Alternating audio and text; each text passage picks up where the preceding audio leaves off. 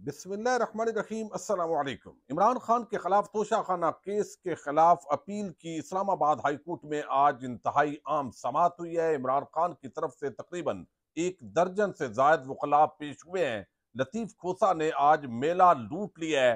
अचानक पुलिस और रेंजर्स की भारी नफरी इस्लामाबाद हाई कोर्ट क्यों पहुंची और शराय दस्तूर पर क्या माहौल है?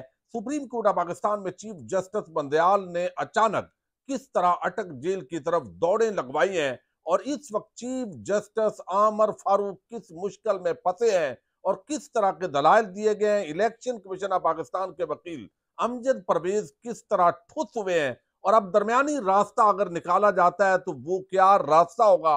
आज इस्लामाबाद हाई कोर्ट और सुप्रीम कोर्ट ऑफ पाकिस्तान के अंदर होने वाली समाअत का हवाल इस वीडियो में आपके सामने रखना है। उम्मीद है आप समाअत करेंगे और अपने कीमती फीडबैक से जरूर आगाह करेंगे।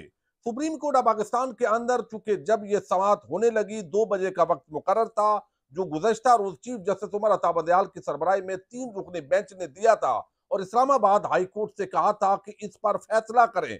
जो इस जज के अंदर बादी नजर के अंदर एक गलत फैसला दिया गया है उसको किस तरीके से दुरुस्त करना है, आप फैसला कीजिए। तो आज चीफ जस्टिस आमर फारूक जो इस्लामाबाद हाई कोर्ट के चीफ जस्टिस हैं, उन्होंने इसकी समाअत की है। लेकिन जब 2 बजे भी दलाइल खत्म नहीं हुए और वहां पर बताया गया सुप्रीम कोर्ट ऑफ पाकिस्तान के अंदर, और मैं थोड़ा सा नाजरीन को बता दूं कि इससे पहले चूंकि इस्लामाबाद हाई कोर्ट की जो इमारत है वो G10 के अंदर थी और वो दूर होती थी, और अब चूंकि इस्लामाबाद हाई कोर्ट भी सुप्रीम कोर्ट ऑफ पाकिस्तान के बिल्कुल सामने शराय दस्तूर पर मुंतकिल हो चुकी है, तो वकला के लिए भी आसानी होती है और यही वजह है कि अब जवाब भी जरा जल्दी मांग लिया जाता है और जल्दी पहुंचा दिया जाता है।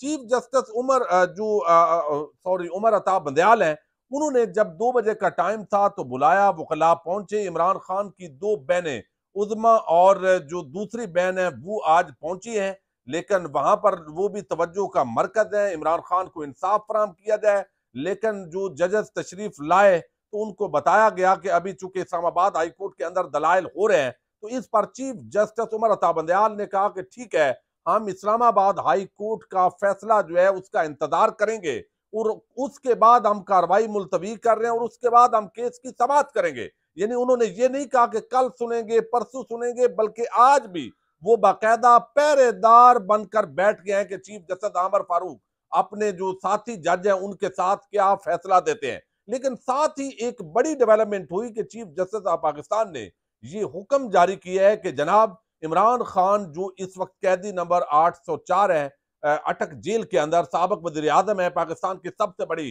सियासी जमात के वो सरबराह हैं, तो उनको जेल के अंदर क्या सहूलियात दी गई है वो मुकम्मल जो रिपोर्ट है वो हमें पेश की जाए। तो अब इस वक्त अटक जेल की तरफ दौड़े हैं, रिपोर्ट्स बनाई जा रही हैं। सुप्रीम कोर्ट ऑफ पाकिस्तान में थोड़ी देर के अंदर जो तफसीली रिपोर्ट है वो पेश की जाएगी। लेकिन इसके साथ ही जब सरदार लतीफ खोसा ने दलाइल दिए, बैरिस्टर गौर ने दलाइल दिए, डॉक्टर बाबर अवान मौजूद थे, इसके अलावा पंजुत्था बरादरान थे, और जो सरदार लतीफ खोसा है उन्होंने जो दलाइल दिए और जो पॉइंट्स उठाए हैं वो तो मैं आपके सामने रखने जा रहा हूं।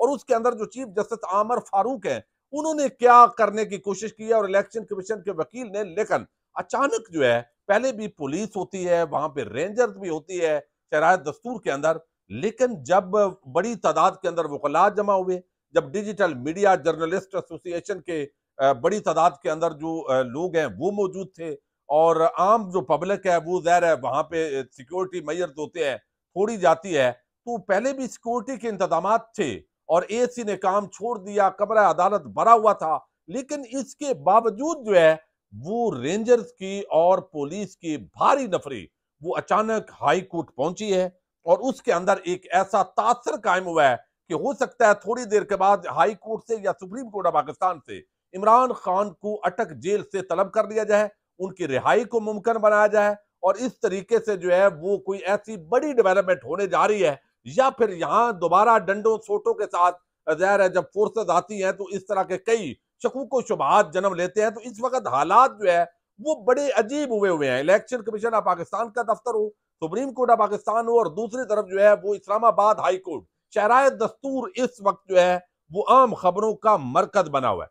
लेकिन अब मैंने आपको बताना है कि जो आज सरदार लतीफ खोसा ने दलाइल दिए हैं वो दलाइल बड़े कमाल के हैं, जिसके अंदर जो है वो उन्होंने बड़े आम सवालात उठाए हैं।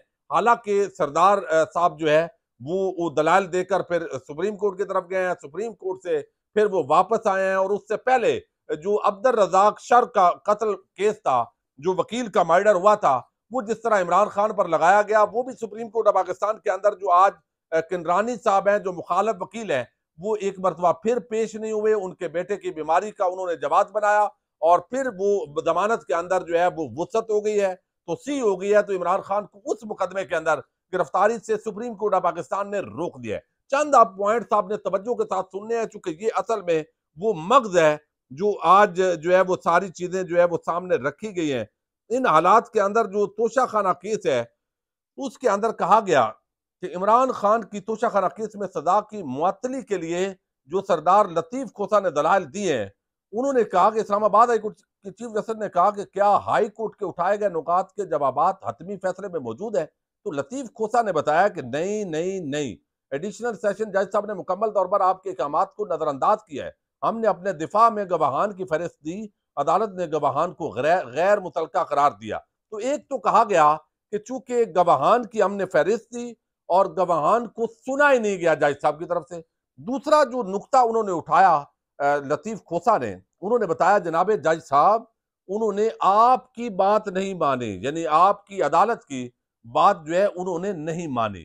तो इस पर चीफ जस्टिस आमर फारूक ने कहा कि जनाब ये एक ही बात है। दूसरी तरफ उन्होंने कहा कि ये जो यहाँ पर कंप्लेंट है वो जानी चाहिए थी मजिस्ट्रेट की तरफ, और ये बाकायदा लीगल वे था कि मजिस्ट्रेट इसकी जो है वो पूरी तौसीक करता, वो तफ्तीश करता। लेकिन direct election commission of Pakistan जो है उसने भेजी है किधर, वो ट्रायल कोर्ट की तरफ। तो ट्रायल शुरू हो गया है। अब आगे उन्होंने कहा कि ये असल में जो सेक्रेटरी इलेक्शन कमीशन है वो इलेक्शन कमीशन नहीं है।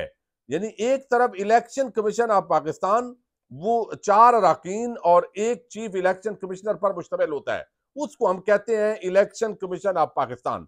यहां पर एक तो जो है वो सेक्रेटरी ने ये काम किया और फिर सेक्रेटरी ने भी नहीं किया, यानी उसकी भी अथॉरिटी नहीं थी, लेकिन उसने नीचे जो है वो डिस्ट्रिक्ट अपना जो इलेक्शन कमिश्नर है उसको ये इख्तियारात तफवीज किए। तो ये प्रॉपर वो लोग ही नहीं है जो ये मुकदमा कर सकें। फिर 120 दिन के अंदर ये सारा कुछ होना चाहिए था, 120 दिनों की बजाय यहां तो साल गुजर गए हैं।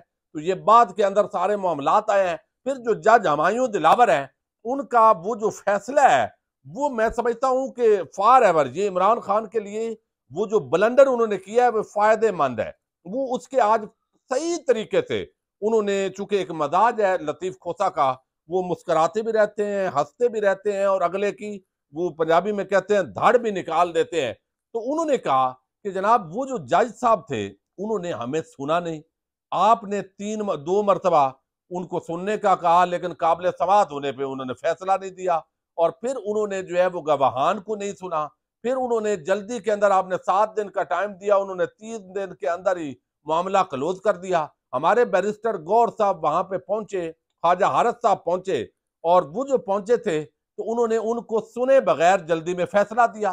फिर ये फैसला जो है ऐसे लगता है कि 30 सफात का जो फैसला है इस पर तो आमर फारूक भी मुस्कराए, मुस्कराना उनका बनता भी है क्योंकि उनको बहुत कुछ इल्म है। तो अब वो सारा वो कहते हैं कि वो इतना फैसला भी लिख दिया, फिर अचानक अगले 10 मिनट के अंदर जो है वो लाहौर के अंदर पहले ही पुलिस खड़ी है और वो जाकर धावा बोल देती है इमरान खान की रहशगाह पर। और वो कहते हैं इमरान खान से मैंने मुलाकात की तो उन्होंने मुझे बताया कि उस वक्त मैं वॉशरूम में नहा रहा था जब इन्होंने दरवाजे तोड़े और ये अंदर घुसे मुझे गिरफ्तार करने के लिए। हालांकि इनको कहा गया कि भाई थोड़ा सा इंतजार कर लो, हम इधर ही हैं, गिरफ्तारी दे देते हैं। तो ये जो तदलील है, ये तज़हीक, आखिर इस तरह किसके कहने पर इस तरह के जो काम है वो किए जाते हैं, ये यकीनन पता है।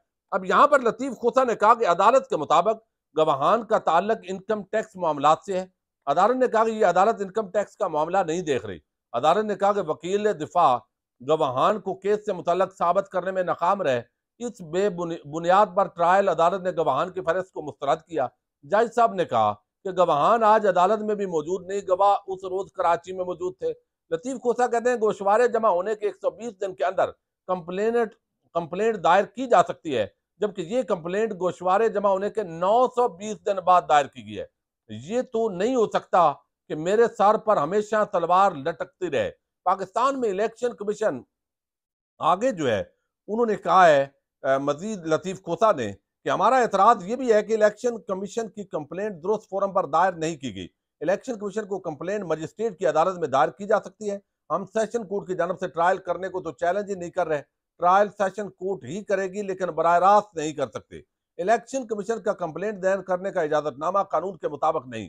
इस पर उन्होंने दलाइल दिए। फिर इसके अंदर सेक्रेटरी जो इलेक्शन कमीशन को शिकायत फाइल करने का कोई इख्तियार नहीं है, ये उन्होंने इस पर दलाइल दिए। और फिर इमरान खान की सजा की मुअत्तली के लिए दरखास्त पर इस्लामाबाद हाई कोर्ट के अंदर जो है वो समाअत हुई है कि सजा मुअत्तल की जाए। 6 महीने उन्होंने बताया। ऑलरेडी सदर पाकिस्तान जो है इसके अंदर कमी कर चुके हैं, जो कि ओवरऑल जो होता है 14 अगस्त को मखसूस दिनों के अंदर जो कम सदाओं वाले कैदी हैं उनको ये मिलता है। तो अब जो जिस तरह इलेक्शन कमीशन ऑफ पाकिस्तान के वकील हैं, वो आपको इल्म अमजद परवेज साहब, उन्होंने भी कुछ सवालात उठाए हैं कि हक दिफा बहाली की दरखास्त उस अदालत के सिंगल बेंच के सामने जेर समात है। डिवीजन बेंच के दूसरे रुकन के किसी ऑब्जर्वेशन से भी वो मुतासर होगा। इसका मतलब है ये डिवीजन बेंच तो सुप्रीम कोर्ट और सिंगल बेंच के दरमियान सैंडविच है। ये अदालत इस वक्त सजा मुअत्तली की दरखास्त पर समात कर रही है। सजा मुअत्तली की दरखास्त पर अदालत मेरिट्स पर गहराई में नहीं जाएगी। ये सवालात तो आएंगे कि मुल्जम को हक दिफा ही नहीं दिया गया।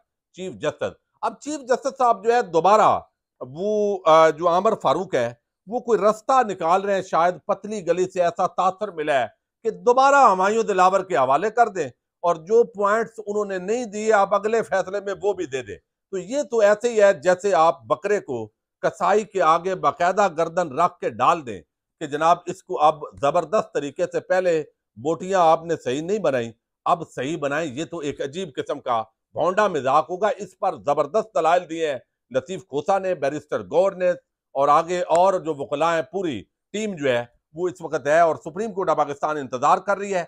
आज नहीं लगता मुझे कि शायद सुप्रीम कोर्ट से कोई बड़ी मजीद खबर आ जाए, लेकिन रिपोर्ट तलब करना ये एक मुस्बत पेशरफ्त है। और इंतजामिया को इस हवाले से जो है अब यकीनन दौड़े लगी हैं। पुलिस, रेंजर्स, उसकी भारी नफरी ये क्या बता रही है, आने वाले चंद घंटे। मैं इजाजत दीजिएगा। अल्लाह हाफिज।